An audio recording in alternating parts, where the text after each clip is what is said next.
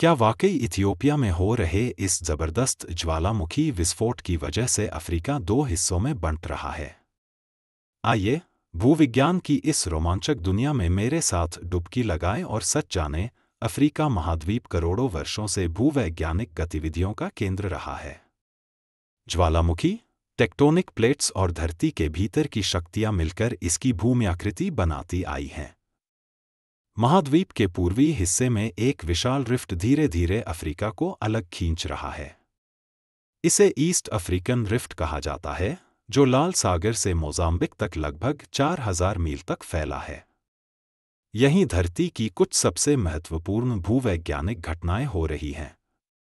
ज्वालामुखी विस्फोट इस पूरे प्रक्रिया का अहम हिस्सा हैं। जब कोई ज्वालामुखी फटता है, तो लावा, राख और गैसें बाहर निकलकर आसपास के क्षेत्र को पूरी तरह बदल देती हैं। ईस्ट अफ्रीकन रिफ्ट में ऐसे विस्फोटों ने नई भूआकृतियों को जन्म दिया है और टेक्टोनिक प्लेट्स की गति को भी प्रभावित किया है। यह एक ऐसा क्षेत्र है जहां प्लेट्स एक दूसरे से दूर जा रही हैं, यानी डाइवर्जेंट प्लेट बाउंड्री, और ज्वालामुखी गतिविधि इस प्रक्रिया का प्रमुख संकेत है।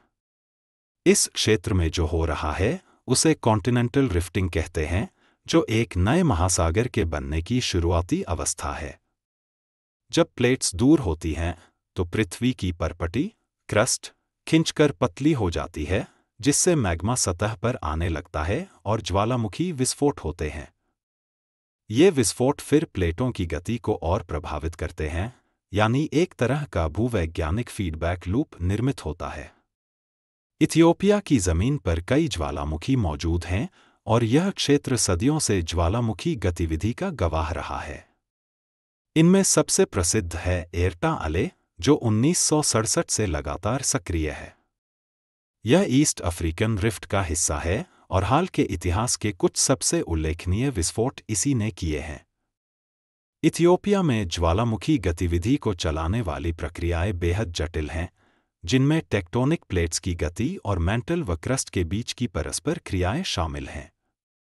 2018 में एर्टा अले ने एक शानदार विस्फोट किया, जिसने एक विशाल लावा झील बना दी। इस दृश्य ने भूवैज्ञानिकों के साथ साथ पूरी दुनिया का ध्यान खींच लिया। यह विस्फोट सिर्फ अपने आकार के कारण महत्वपूर्ण नहीं था, बल्कि इसलिए भी कि इसने रिफ्ट क्षेत्र में हो रही भूगर्भीय गतिविधि की गंभीरता को उजागर किया। आया हो तो कमेंट में बताइए, क्या आपको लगता है कि एक दिन अफ्रीका वाकई दो हिस्सों में बंट जाएगा? और हाँ,